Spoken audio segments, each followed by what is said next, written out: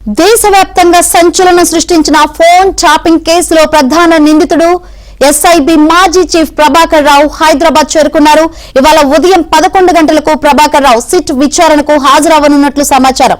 SIT అధికారులు ఇప్పటికే ప్రశ్నావళిని సిద్ధం చేశారని సమాచారం. ప్రభాకర్ రావు విచారణ నేపథ్యంలో జూబ్లీహిల్స్ ఠాణాలోని 2వ అంతస్తులో విచారణకు ఏర్పాట్లు చేశారు.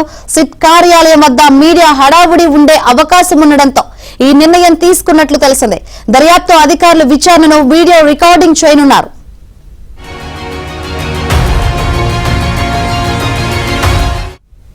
ఫోన్ ట్యాపింగ్ వ్యవహారంలో కేసు నమోదవ్వగానే క్యాన్సర్ చికిత్స కోసం అమెరికా వెళ్లిన ప్రభాకర్ రావు 14 నెలలుగా అక్కడే ఉండిపోయారు.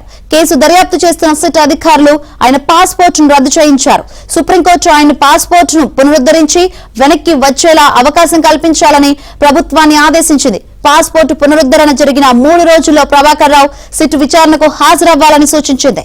దాంతో అమెరికాలోని రాయబార కార్యాలయం 1 టైమ్ ఎంట్రీ పాస్పోర్ట్ ను ప్రభాకర్ రావుకు అందజేసింది. అమెరికా నుంచి ఎమిరేట్స్ విమానంలో ప్రయాణమైన ప్రభాకర్ రావు దుబాయ్ కి అక్కడి నుంచి నిన్న రాత్రి 8:30 శంషాబాద్ విమానాశ్రయానికి చేరుకున్నారు. ఆయన ఇమిగ్రేషన్ ప్రక్రియ పూర్తవడానికి దాదాపు 3.5 గంటల సమయం పట్టినట్లు తెలిసింది.